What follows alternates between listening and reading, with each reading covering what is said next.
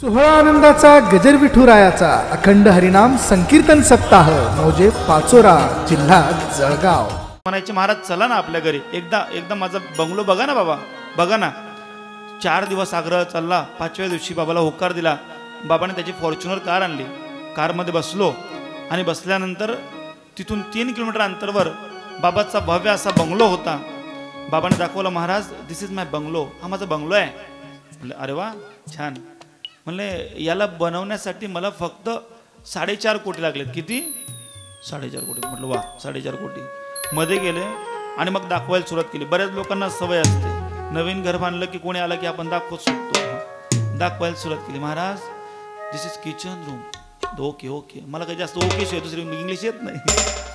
या okay okay. Maharaj this is my bedroom. या okay okay. आता दुसरं काय आपल्याला? Maharaj this is my sitting room. म्हणते या ओके ओके. शेवटी म्हणले Maharaj this is my bathroom. म्हणते हे पण सोडलं नाही. ते चांगलं आहे. महाराज हे बाथरूम बनवण्यासाठी मला 26 लाख लागलेत. म्हणले किती? 26 लाख. म्हटलं आमचे घर 6 लाखाचे राहतात. म्हटलं ठीक आहे बाबा. म्हटलं बाबा, म्हटलं कसं काय, याच्यात विशेष काय? म्हणले याच्यात टोटल जे आहे ना हे सगळं वेस्टर्न क्वालिटीचं आहे. वेस्टर्न क्वालिटीचं तो नळ असेल, ते भिंतीमध्ये ते असं काहीतरी फिरवायचं होतं. मी राहू दिलं कोणतं आणि फिरून दिलं कोणतं, माझ्या अंगावरच पाणी आलं वरून. म्हटलं अवघड आहे बाबा. निघालो बाहेर. बाबा आपण बसू का? म्हटलं. म्हणे बसा महाराज. बसलो आणि बोलायला सुरुवात केली. बाबा एक गोष्ट सांगू बाबा तुम्हाला. बोला ना महाराज. बाबा राग नाही येणार ना? नाही. कसं आहे बाबा, तुम्ही लोक म्हणतात महाराज लोक आमचंच करतात नाही, तसं व्हायला नको. नाही महाराज बोला ना, काय म्हणायचंय तुम्हाला? बाबा 4.5 कोटीचा बंगला बांधला, 26.5 लाखाचा बाथरूम बांधला. बाबा मला सांगा ना, तुमची शेवटची आंघोळ कुठं होणार आहे? बाथरूम मध्ये करता का खडक्याला? बाथरूम मध्ये कुठं करतात? अंगणात. असं म्हटलं का?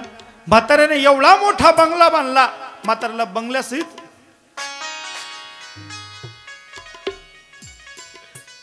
अरे तुमचा आमचा सगळ्यांचा बंगला ठरलाय कुठं? गावाच्या बाहेर. त्याला भिंती नाहीत बरं का बापू. आपण मी नेहमी सांगतो, त्या बंगल्याला भिंती आहेत का? नुसतं वरती टाकून दिलंय 4 खांब. तुमच्या गावाकडे चांगलं आहे, आमच्याकडे ते सुद्धा ग्रामपंचायत खाऊन जाते.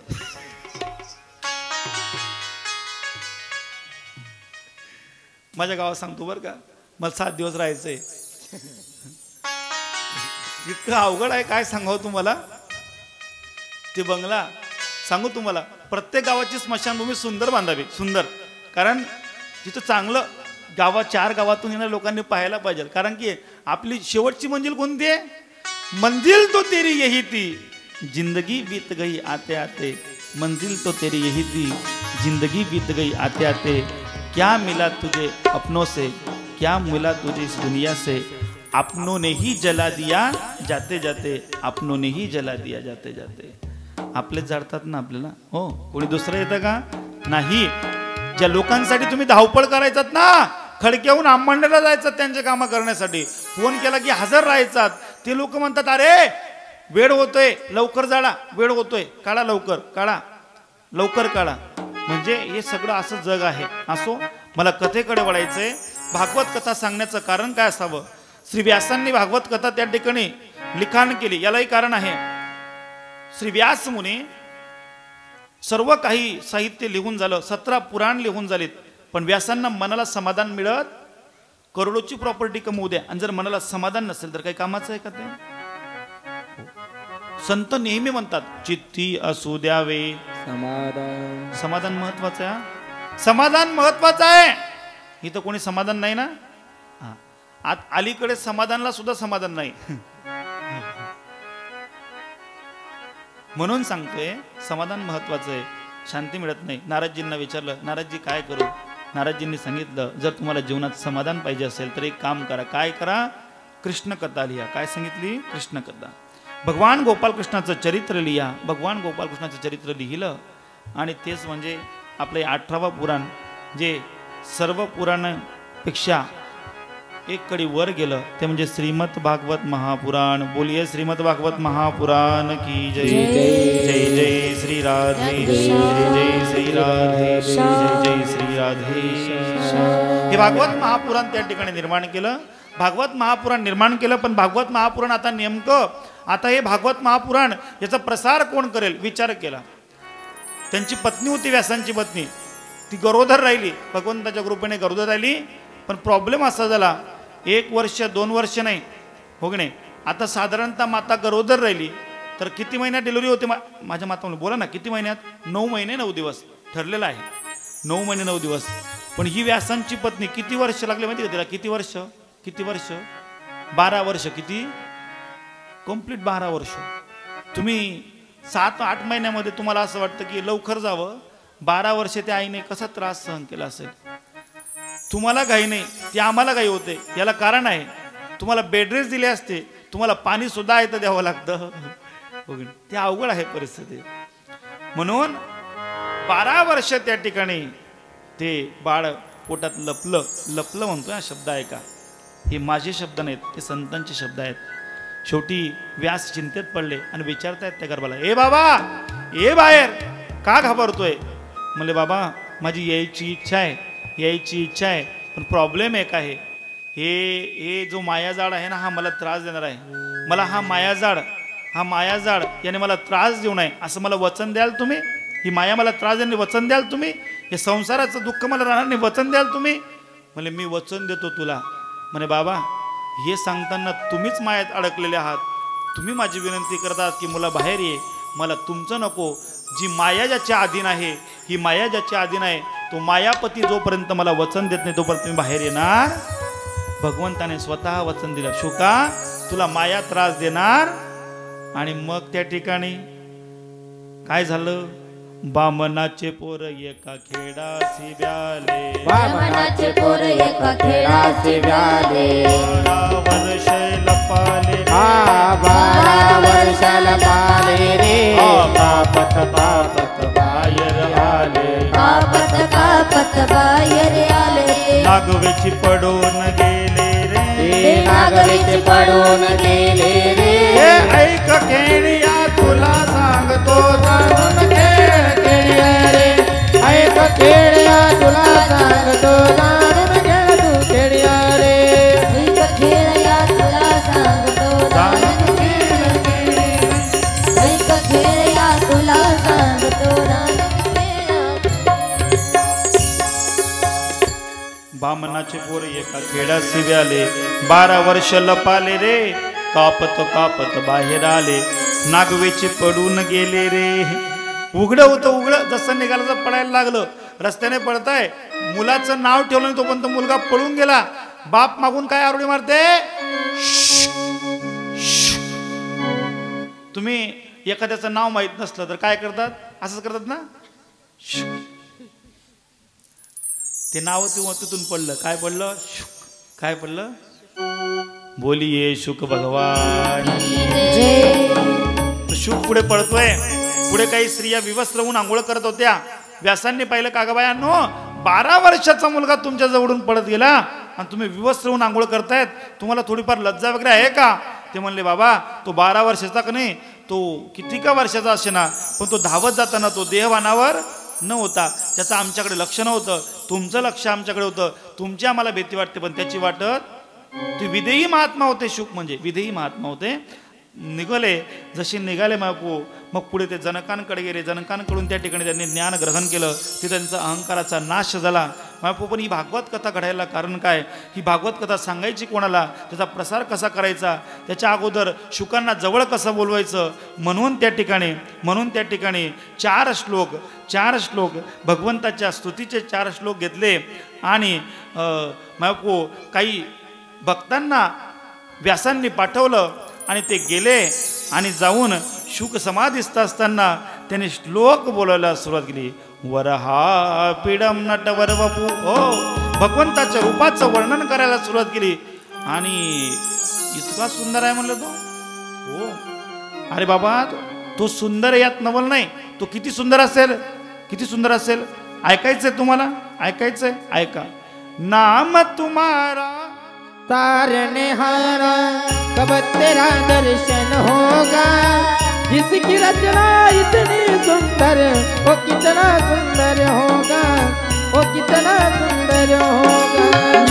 तुम्हारा तारनहारा, नाम तुम्हारा तारनहारा, कब तेरा दर्शन होगा। जिनकी प्रतिमा इतनी सुंदर वो कितना सुंदर होगा, वो कितना सुंदर होगा।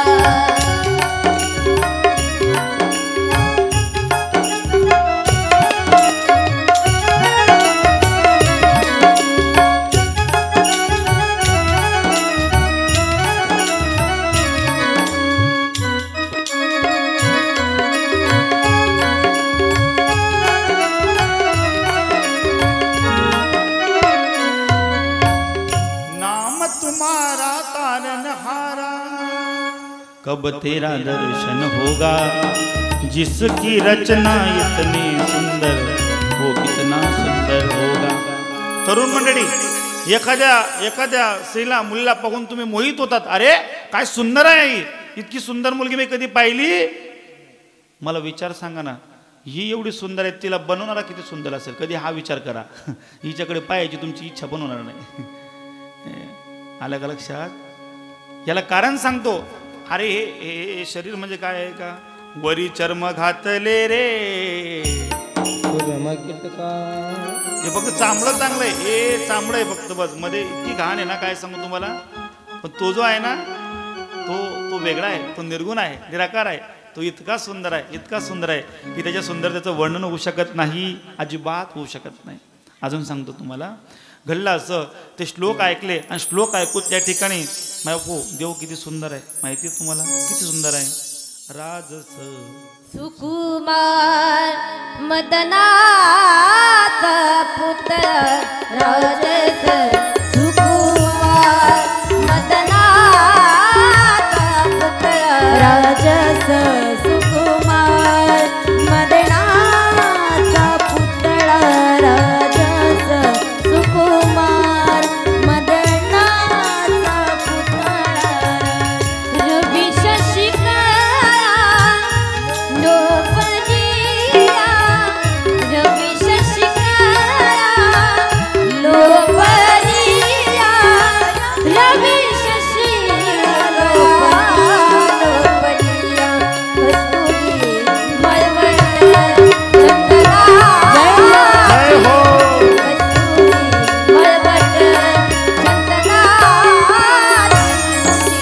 कस्तुरी मळवट चंदनाची उटी, कस्तुरी मळवट चंदनाची उटी. राजस सुकुमार मदनाचा पुतळा, रवी शशिकडा लोपलिया, कस्तुरी मडवट चंदनाची उटी. ज्याने एकदा त्याला पाहून घेतलं ना, त्याला दुसरं पाहायची इच्छा होत. जगत के रंग क्या देखो मेरे सरकार आए हैं, जगत के रंग क्या देखो, मेरे सरकार आए हैं. जगत के रंग क्या देखो, मेरे सरकार आए हैं. जगत के रंग क्या देखो, मेरे घर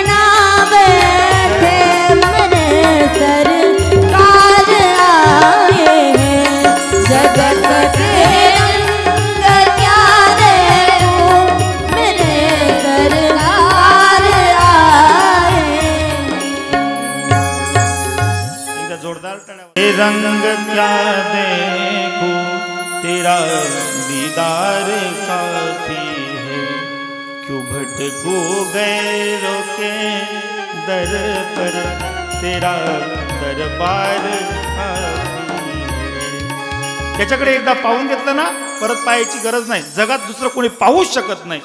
पाहायलाच नको दुसरं. तो सुंदर आहे, तो निरागस आहे. कसा आहे तो कानडा ओ विठ्ठलू कर्नाटकू तेने मज लावी जलबे. कुठला येतो? कुठला राजा येतो? कुठला राजा येतो? कानडा राजा पंढरीचा, कानडा राजा पंढरीचा, कानडा राजा पंढरी, कानडा राजा पंढरीचा. वेदनाही नाही कळला, वेदनाही नाही कळला अंत पाळयाचा. कानडा राजा पंढरीचा, कानडा राजा पंढरीचा, कानडा राजा पंढरीचा, कानडा राजा पंढरीचा. निराकार तो निर्गुण ईश्वर जसा प्रगटला तसा विटेवर उभय ठेविले हात कटेवर पुतळा कैवल्याचा कानडा राजा पंढरीचा. मी एवढं गायन का करायला सांगतो कोण माहिती का? आमचं खडकं गाव म्हणजे गायनाचं भोगतं आहे वगैरे. बऱ्याच गावांना गायन केलं की काय लावून दिलं असं वाटतं, पण हे गाव या गावाला आवड आहे, या गावाला आवड आहे आणि त्यामुळे आपण सगळे करत आहोत. असो मायको, गोष्ट अशी घडली. ही कथा आता कोणाला सांगायची? कथेचं श्रवण केलं, अभ्यास केला शुकमुनींनी. ही कथा सांगायची कुणाला? मग शुकमुनींना आठवण आली की आपल्यावर कोणाचे तरी उपकार आहेत. कोणते उपकार? पांडवांनी जेव्हा राजसूय यज्ञ केला होता त्या यज्ञामध्ये शुकांनी एक भाताचा कण खाल्ला होता. काय खाल्ला होता? एक भाताचा कण. एक भाताचा कण सुद्धा किती पुण्य दिवशी तुम्हाला ते. येथे एक शीत दिदले अन्न कोटी कुळाचे होय उतरण. कोटी कुळांचं उतरण एक भाताच्या कणाने. हो, तुम्ही आम्हाला एक भाताचं कण जरी दिलं दररोज तरी आम्हाला टेन्शन. हो म्हणताय तुम्ही? कणभर भातावर नाही, आम्हाला मनभर भात लागेल. कणभर भातावर काही होणार नाही. मी तर उद्यापासून चला कणकण दिली की 3-4 कणामध्ये का होऊन जातं. तुम्ही कणकण दिली की आमची कणकण होऊन जाईल मग. असो हो, त्या एका शीतासाठी, त्या शीताचे उपकार फेडण्यासाठी शुकमुनी कथा सांगतायत. कोणाला कथा सांगतायत? परीक्षितींना कथा सांगायची गरज का पडावी? याला कारण आहे. कौरव आणि पांडवांचं युद्ध झालं. 99 कौरव मारले गेले. किती मारले गेले? एकच बाकी होता. एक. त्याचं नाव काय होतं? बोला बोला. दुर्योधन होतं त्याचं नाव. काय? दुर्योधन बाकी होता. दुर्योधनाचा एक मित्र होता, धूर्त होता. धूर्त तो म्हणजे कोण? दुर्योधनाचा गुरुपुत्र. त्याचं नाव होतं अश्वत्थामा. 5 पांडव जिवंत होते. पांडवांचा एकच मुलगा गेला होता, त्याचं नाव होतं अभिमन्यू. अभिमन्यू गेलाय आणि 5 पांडवांचे 5 मुलं जिवंत आहेत. पण आता मात्र अश्वत्थामा भेटला. ऐक दुर्योधना, पांडवांना मारायचं असेल तर शक्तीने आपण मारू शकत, कारण त्यांनी शक्तीने जर त्यांना मारता आलं असतं तर आपले एवढे सगळे असणारे सेनापती, आपले 99 भाऊ मेले. आता यांना युक्तीने मारायचंय, कारण त्या अर्जुनाच्या मुळेच माझा बाप मेलाय. अर्जुनाचा साला होता, द्रौपदीचा भाऊ, त्याने मारलं होतं ना द्रोणांना. काय करायचं? अरे मग एक काम करू ना आपण. काय करायचं? म्हणले आपण काहीतरी षडयंत्र करू. ऐका, ज्याला राजकारण चांगलं खेळायचं असेल ना त्याने बरं का भागवत पाहावं. भागवत, त्याने महाभारत पाहावं. महाभारतामध्ये तुम्हाला कळेल की राजकारण कसं करायचं आणि आपल्या परिवारावर प्रेम कसं करायचं हे जर शिकायचं असेल तर माणसाने काय पाहावं? मला रामायणाची गरज आहे. 5 पांडवांना घेऊन भगवान गोपाल कृष्ण रेवती नदीच्या काठी त्या ठिकाणी मायबाप घेऊन गेले. पौर्णिमेची रात्र होती आणि त्या रात्री त्या ठिकाणी त्या पाचही पांडवांकडे विधी करून त्या ठिकाणी मायबाप त्यांना मोक्ष सिद्धी द्यायची होती. त्यांना घेऊन गेले आणि घेऊन गेल्यानंतर इकडे मात्र अश्वत्थाम्याने पाहिलं की त्याला वाटलं त्या शिवरामध्ये त्या विवरामध्ये त्या ठिकाणी पाचही पांडव झोपलेत. हा त्याने विचार केला आणि त्याने काय केलं, तिथं येऊन मायबाप आपल्या तलवारीने त्या पाचही पांडवांच्या मुलांचं मुंडकं छाटलं. काय छाटलं? त्याला काय वाटलं माहिती, हे पांडव म्हणजे पांडवच आहेत, ते त्यांची मुलं मुंडके छाटले. त्यांच्या बापांसारखे दिसायला होतं ते. मुंडके छाटले, मुंडके छाटून दुर्योधनाकडे गेला आणि आसुरी आनंद व्यक्त करू लागला. मित्रा बघ, तुझ्या 99 भावांना ज्यांनी मारलं ना त्यांना त्यांचे मुंडके आणले तरी मी आज घे घे, तुझ्या मित्राकडून तुला अशी भेट आहे. अशी मित्र काही कामाचे आहेत का? दुर्योधन विचार करू लागला, याच्या बापाकडनं सुद्धा पांडव मेले नाहीत, तर याच्याकडनं अजिबात मरणार. दाखव रे, दाखवते मुंडके. मुंडके जवळ घेतले आणि दुर्योधनाला सगळ्यात जास्त जर कोणावर राग होत असेल तर कोणावर होता? बोला बोला, कोणावर होता? भीमावर होता. भीमावर राग होता. म्हणले हे भीम, भीमाचं मुंडकं दाखव. भीमाचं मुंडकं घेतलं आणि खडकावर आपटलं. भीमाच्या मुलाचं होतं ते, म्हणून त्या मुंडक्याचे त्या ठिकाणी तुकडे तुकडे झाले. दुर्योधनाला माहिती होतं या जागेवर जर भीमाचं मुंडकं राहिलं असतं तर खळक फुटला असता, पण हे मस्तक फुटलं कारण भीम तेवढा वज्रापेक्षा कठीण होता. करावं काय आता, करावं काय? त्याला कळालं आणि तो अश्वत्थाम्याला दोष देऊ लागला. अरे मूर्खा, तू आमचा वंश खुंटवून टाकला रे, हे आमचा वंश चालवणारे होते.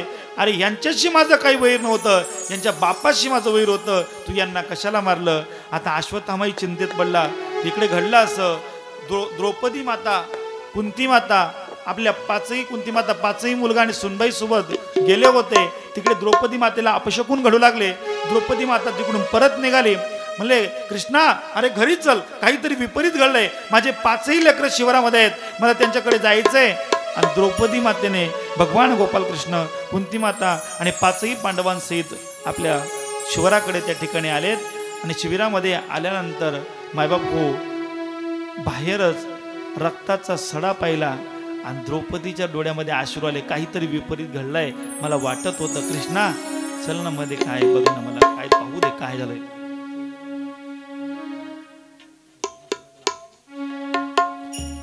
आणि जेव्हा मायबाप आत गेले आणि द्रौपदी मातेने जे पाहिलं ना, द्रौपदी मातेने पाहून द्रौपदी माता किंचाळली, कृष्णा अरे काय झालंय बघ, काय झालंय? अरे बघ ना, माझे 5च्या 5 मुलं मरून पडले आहेत रे, 5च्या 5 मुलं मरून पडले आहेत रे, 5 पतींपासून झालेले माझे 5ही मुलं मरून पडले आहेत. कृष्णा अरे असं का केलंस रे? तुला माहिती होतं जगामध्ये घडणारी प्रत्येक गोष्ट ही तुला तुला तुला माहीत नसेल असं होणार नाही. माझे 5 मुलं आज मरणार होते. अरे त्यांच्या जागेवर आम्हाला मारलं असतं, पण तू आम्हाला लांब घेऊन गेलास आणि आणि त्यांना वाचवलंस, त्यांना मारलंस रे आणि आम्हाला वाचवलंस. कृष्ण चुकीचं केलं देवा, का केलंस रे हे, का केलंस? एक वेळ त्या द्रौपदीच्या जागेवर तुम्हा आम्हाला ठेवून बघा, जिला एकही मुलगा राहिला नाही. आपला मुलगा जेव्हा जातो तेव्हा ती आई किती शोक करते, तेवढा शोक द्रौपदी करू लागली. कृष्णा तळहातावरच्या फोडाप्रमाणे माझ्या मुलांना वाढवलं होतं रे मी, आणि आज माझे मुलं सोडून गेलेत रे, मला सोडून गेलेत. स्वर ती डसा डसा रडू लागली. कुठ गेला माझा बाळा, मिरळते घाई घाई, येणार दादा मला झोप येत नाही, येणार दादा मला झोप येत नाही, येणार दादा मला झोप येत नाही, येणार दादा मला झोप येत नाही, येणार दादा मला झोप येत नाही, येणार दादा मला झोप येत नाही. हे तर हाताचा पाडणा मी केला, नेत्र दिवाचा दिवा मेला मिला, हाताचा पाळणा मी केला, नेत्र दिव्याचा दिवा मेला. हे वाचल्याला सोडून कशाने गुण गेल्या गाई, वासऱ्याला सोडून कशा निघून गेल्या गाई येणार दादा मला झोप येत नाही येणार दादा मला झोप येत नाही येणार दादा मला झोप येत नाही येणार दादा मला झोप येत नाही अरे पाचच्या पाच मुलं माझे गेले रे सोडून कृष्णा तर हातावरच्या फुलाप्रमाणे वाढलं होतं रे मुलांना काय कमी केलं होतं मी कृष्णा तुझ्या भक्तीमध्ये सुद्धा काही नव्हतं पण तरी तू असं का मला हे दिवस आणले देवा देवा तुझा माझा कारे वैरखार देवा तुझा माझा कारे वैरखार देवा तुझा माझा कारे वैरखार देवा तुझा माझा कारे वैरखार दुःखात डोंगर दाखवितीये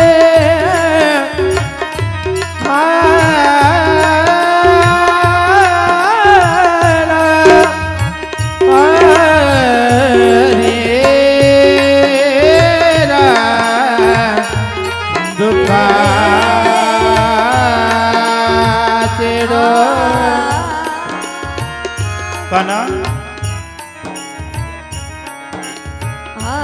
कृष्णा माझे पाचच्या पाच मुलं माझ्या डोळ्यासमोर गेले तर कृष्णा अरे ज्या आईचे मुलं तिच्या डोळ्यात देखत जात असतील ना तिला जीवन तर हवंसं वाटत प्रत्येक आईला वाटत की मी माझ्या मुलाच्या खांद्यावर जावं एकदा शहीद होणाऱ्या त्या बाळांच्या आईकडे बघून बघा ना तुम्ही पत्नी रडते पत्नीचं रडणं सगळ्यांना दिसतं पण ज्या आईचा काळजाचा तुकडा कायमचा गेला असतो ना त्या आईच्या डोळ्यातले अश्रू कोणाला दिसत नाही द्रौपदी हंबरणा फोडू लागली कृष्णा अरे जेव्हा जेव्हा तुला आवाज दिला होता तेव्हा धावत आला होतास ना तुझे आज का नाही आलं